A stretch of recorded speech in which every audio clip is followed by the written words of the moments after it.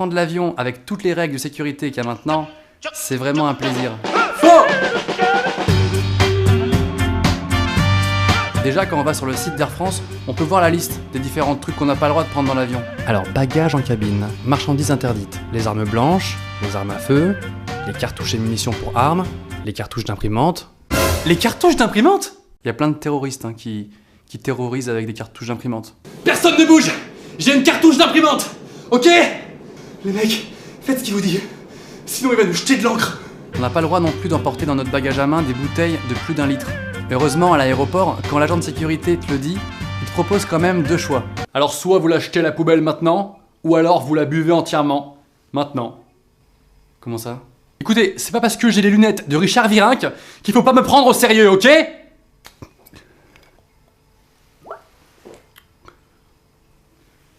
Un vrai plaisir.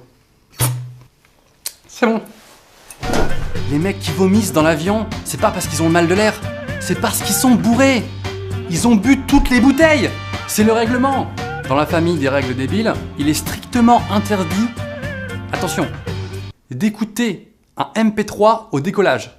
En quoi ça peut faire cracher l'avion? Ok, tour de contrôle, on est prêt dans la cabine, décollage dans quelques minutes.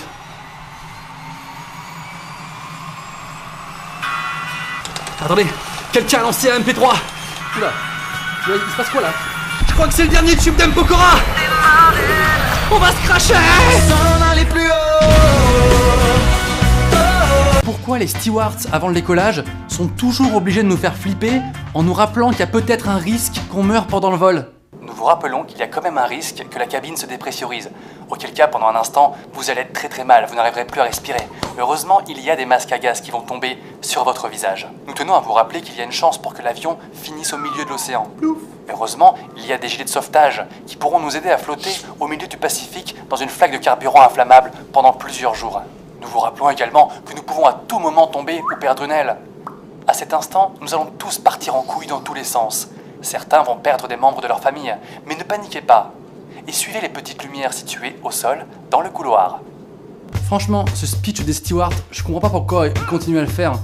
Parce que ça saoule tous les passagers, on veut juste un truc, décoller. Eux-mêmes, quand ils le font, on dirait qu'ils sont saoulés de le répéter tout le temps. Sur les côtés, devant et derrière la cabine. En ce qui concerne les gilets, si jamais l'avion crame... Putain, ce boulot me fait chier. Moi perso, pour être en panique totale dans l'avion, j'ai pas besoin qu'il tombe. Il me suffit juste de cette indication. Zone de turbulence. La panique intégrale. Même à 300 km/h au-dessus des nuages, il y a encore des mecs qui passent dans les couloirs pour essayer de te vendre des trucs à la sauvette. Ça s'appelle le duty free. Ce qui est ouf, c'est qu'ils arrivent à te vendre des objets qui n'ont aucun rapport entre eux. Est-ce que quelqu'un veut des cigarettes ou du parfum? Une boîte de clous? Une place de concert? Un caleçon Monoprix? Un poireau? Une bombe anti-moustique ayant appartenu à Elvis Presley? Puis un parfum qui vient de l'avion, je sais pas si c'est ce qu'il y a de plus classe. Tu sens bon. Tu l'as eu où ton parfum? Dans l'avion. À moitié prix. Jean-Paul Duty Free. C'est moins cher, mais chut. Il y a au moins un truc cool quand tu prends l'avion. C'est que tu peux sortir cette phrase un peu classe. Je suis jet lagué, je reviens d'un vol pour New York, je suis jet lagué de 8 heures. Là dans ma tête, je suis en train de me réveiller en plein Times Square. Bon, évidemment ça marche pas si t'as pris un vol pour faire Paris-La Rochelle.